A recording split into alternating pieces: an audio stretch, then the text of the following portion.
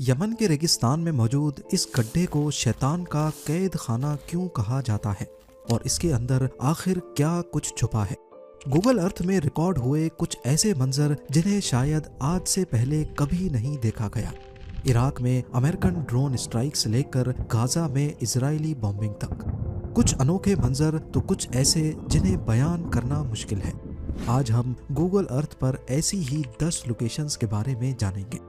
Zeme TV की videos में एक बार फिर से खुशामदीद। नाजरीन, हमारी लिस्ट की सबसे पहली लोकेशन अल्जीरिया में वाक़ है।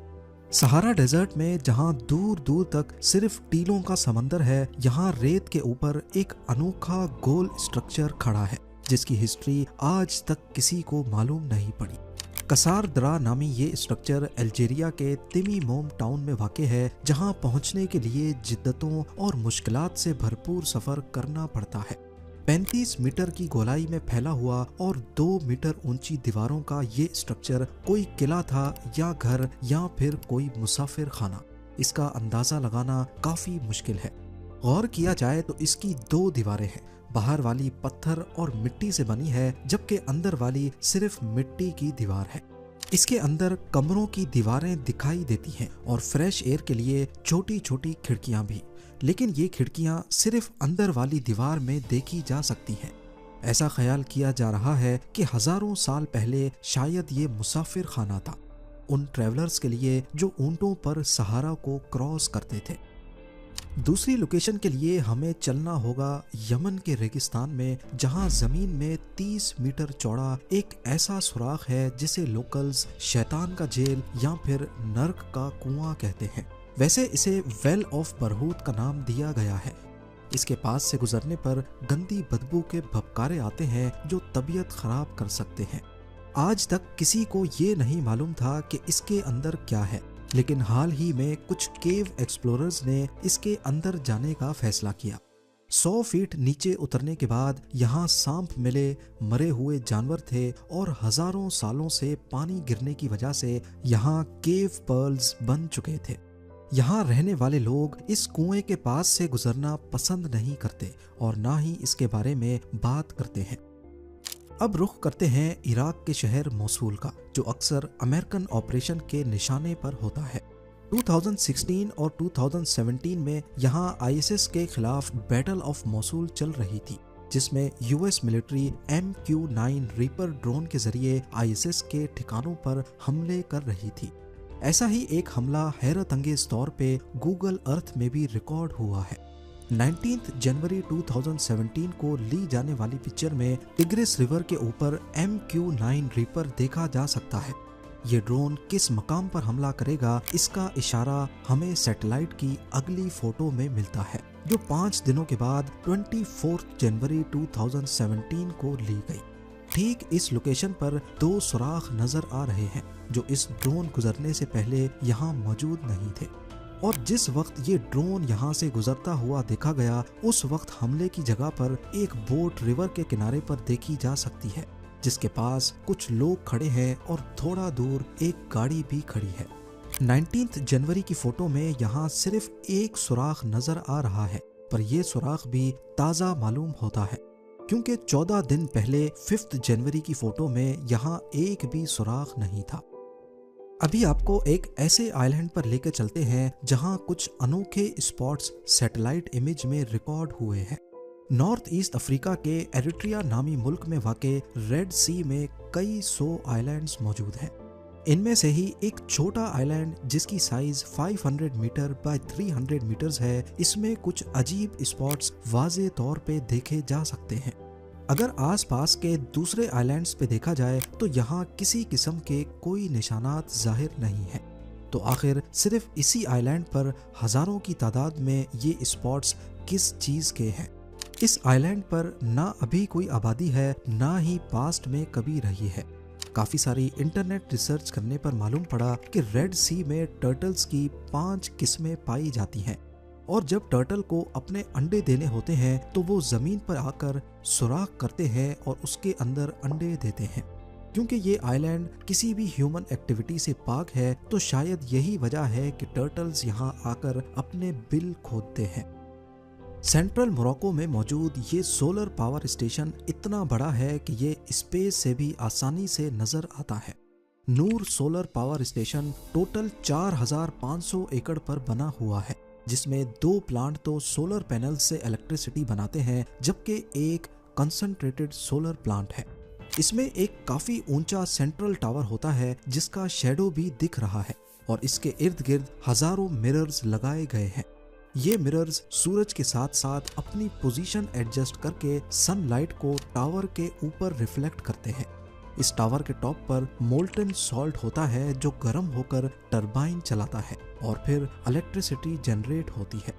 ये दुनिया का सबसे बड़ा कंसंट्रेटेड सोलर पावर प्लांट है जो सैटेलाइट इमेज में काफी अनोखा मंजर पेश करता है। 2001 में कैप्चर की गई इस सैटेलाइट फोटो में यहाँ सिर्फ खेत दिखाई दे रहे हैं। ये पाकिस्तान के शहर एबटाबाद की एक खास लोकेशन है। यहाँ का अगला सैटेलाइट इमेज 9 मई 2010 का है, जब यहाँ पर बहुत सारे घर बने देखे जा सकते हैं। ये वो घर था जहाँ उसामा बिन लादेन ने पनाह ले रखी थी। 2 मई 2011 को यहाँ एक ऑपरेशन में उसामा बिन लादेन को मारा गया और इसी दिन की सैटेलाइट फोटो कैप्चर जरूर की गई थी, पर ये काफी ब्लर है, जिसकी वजह से ज्यादा डिटेल्स नजर नहीं आ रही। इस ऑपरेशन के फौरन बाद इस घर को गिरा दिया गया। बिफोर एंड आफ्टर का फर्क वाज़े तौर पे देखा जा सकता है। आज इस एरिया में काफी सारे नए घर बन चुके हैं, लेकिन ये पूरा कंपाउंड आज भी खाली पड़ा है। साउथ अफ्रीका की इस लोकेशन पर घने जंगलात के बीच से कॉन्गो रिवर गुजर रही है, लेकिन अगर हम 2017 की सैटेलाइट इमेज देखें तो यहाँ रिवर के किनारे पर कोई स्ट्रक्चर तैरता हुआ दिख रहा है। क्या है ये चीज जो सिर्फ 2017 में ही यहाँ मौजूद थी? ये पिक्चर इतनी ज्यादा क्लियर नहीं है कि इसको जूम किया जा सके। चैट जीपीटी से पूछने पर मालूम पड़ा कि ये गोल्ड माइनिंग का फ्लोटिंग डेक है। कॉन्गो में रिवर के किनारे पर इल्लीगल गोल्ड माइनिंग बहुत आम जाम है। यहाँ बहते हुए पानी में मिनरल्स के साथ साथ गोल्ड का पाउडर भी होता है। ये माइनिंग प्लांट पानी में मौजूद रेत को फिल्टर करके उसमें से गोल्ड निकालने के काम आता है। अथॉरिटीज की सख्ती की वजह से ये फ्लोटिंग डेक पोर्टेबल होते हैं। 1-2 महीने सोना निकालने के बाद ये लोग प्लांट को डिसअसेंबल करके कहीं और शिफ्ट कर देते हैं। हमारी अगली लोकेशन गाजा स्ट्रिप में है, जहां इजराइल की बम्बार्डमेंट्स का सबूत सैटेलाइट में भी रिकॉर्ड हुआ है। वैसे लोकेशंस तो बहुत हैं, लेकिन मैं सिर्फ आपको ये 3 दिखाना चाहूँगा। ये नॉर्थ गाजा में मौजूद आबादी की वो तस्वीर है जिसे 19 अक्टूबर 2023 को कैप्चर किया गया, लेकिन सिर्फ 1 महीने के बाद 24 नवंबर 2023 को इन लोकेशंस का हाल कुछ ऐसा हो चुका है। दूर दूर तक जहां भी देखा जाए घरों के घर और स्काई स्क्रैपर्स मलबे का ढेर बने हुए हैं। अगली लोकेशन लॉस एंजलिस की है। 11 जनवरी 2025 के इस सैटेलाइट इमेज में दिखने वाले ये बादल नहीं, बल्कि उस वाइल्ड फायर का धुआं है जिसने पूरे 25 दिनों तक जलने के बाद दम तोड़ा। यहाँ तबाही का क्या आलम है, इसकी सैटेलाइट इमेज अभी तक अपडेट नहीं हुई। जापान के नॉर्थ ईस्ट में वाक़े बेरिंग सी है, जहाँ पर रशियन टेरिटरी में एक रिमोट आइलैंड मौजूद है। ये आइलैंड करीबी इनलैंड सिटी से हजारों किलोमीटर दूर है, जहां पर इंसानों की कोई आबादी नहीं है। पर हैरानी की बात यह है कि इस आइलैंड के ईस्ट कॉर्नर पर 6 छोटे छोटे स्ट्रक्चर्स सैटेलाइट व्यू में रिकॉर्ड हुए हैं। इस पूरे आइलैंड पर इन 6 स्ट्रक्चर्स के अलावा और कुछ नहीं मिला। तो अब सवाल उठता है कि आखिर ये क्या चीज है और किसने बनाई? ये जो कुछ भी है स्क्वायर शेप में है और 3D व्यू में देखा जाए तो जमीन को खोद कर बनाया गया है। इस तरह की एक ही चीज जहन में आती है, बंकर्स। क्योंकि ये आइलैंड अभी रशियन टेरिटरी में आता है जो पहले सोवियत यूनियन होता था, और इन बंकर्स का रुख भी अमेरिकन स्टेट अलास्का की तरफ है। तो इस बात में कोई शक नहीं कि ये वर्ल्ड वॉर 2 के जमाने के बंकर्स हैं जो गल्फ ऑफ अलास्का से आने वाली अमेरिकन शिप्स पर नजर रखने के काम आते थे। बेरिंग सी का ये हिस्सा बेशुमार छोटे बड़े आइलैंड से भरा हुआ है। जहां वर्ल्ड वॉर 2 के ज़माने के बंकर्स आज इतिहास की तल्ख यादों के राज अपने अंदर दबाए बैठे हैं। ज़ेम टीवी यूट्यूब चैनल पर गूगल अर्थ सीरीज की ये वीडियो आपको कैसी लगी और आगे आप इस सीरीज पर वीडियो देखना चाहते हैं तो कमेंट सेक्शन में अपनी राय का इजहार ज़रूर करें। आप लोगों के प्यार भरे कमेंट्स का बेहद शुक्रिया। मिलते हैं अगली शानदार वीडियो में।